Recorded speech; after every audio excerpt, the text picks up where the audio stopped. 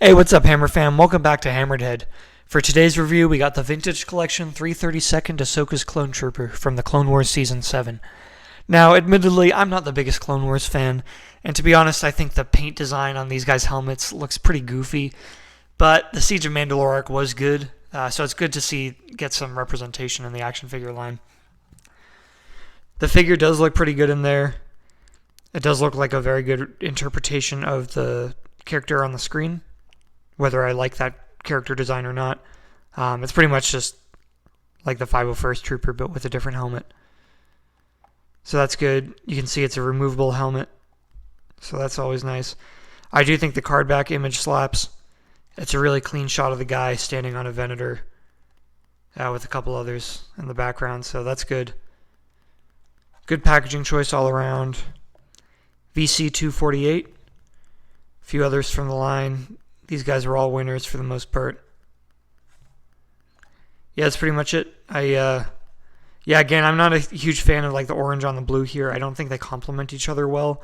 Just the way it's done, it's a little jarring. But it looks like it was interpreted well into the figure.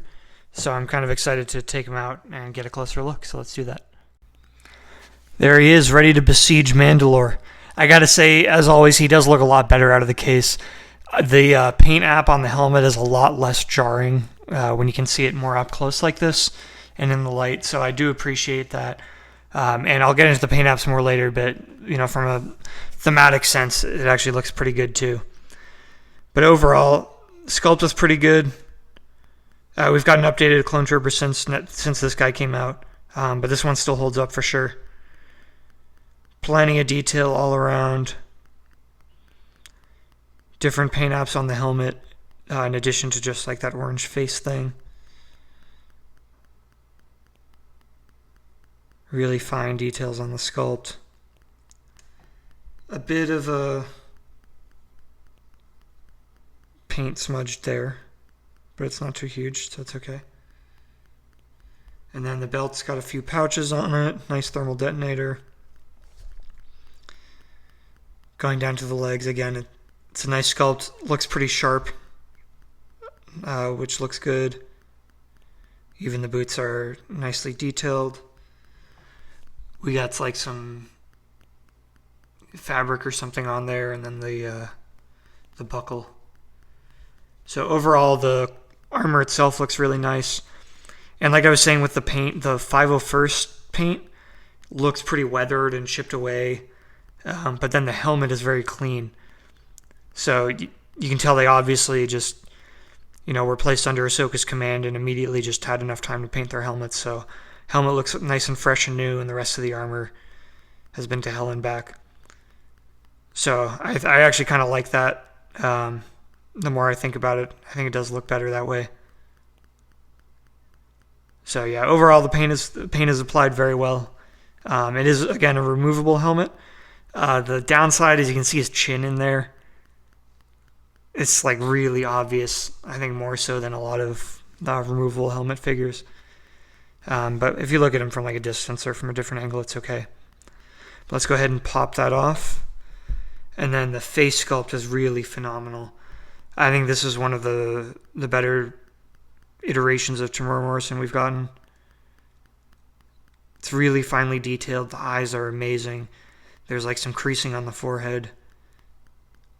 The hair looks better in person than on the camera, but it is finely detailed too. And then of course we have like the neck gaiter thing coming up. So this is definitely a great figure. Again, Clone Wars isn't my favorite, and this isn't my favorite design of clone by a long shot, but it's executed incredibly well, and I think the result is phenomenal. Nothing too exciting with the accessories. It's just the standard Clone Trooper blasters. The sculpts are relatively detailed, but nothing fancy with the paint app. This one's pretty sturdy, which is good. The longer one is kind of sturdy. It's a little bendy, but these ones tend to be very bendy. So this iteration of it is relatively good. Nice and strong. Again, the sculpt is kind of nice, but nothing too exciting to write home about for the paint apps.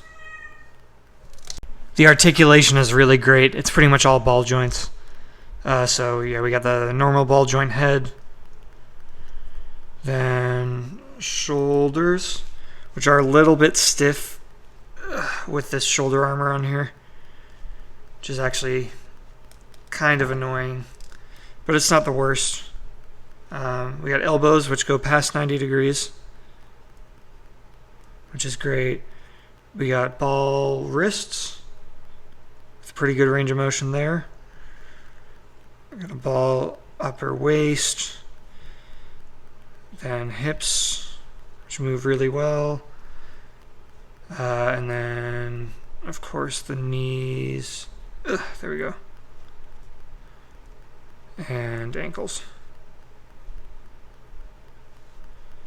So all in all, this is relatively advanced articulation. Not the greatest ever, but it is still very good. That's Ahsoka's 332nd Trooper checking in. Good soldiers follow orders, and this guy is no exception. Again, it's not my favorite design for a clone trooper, but the figure is executed very well. I love the way the paint is applied on the helmet.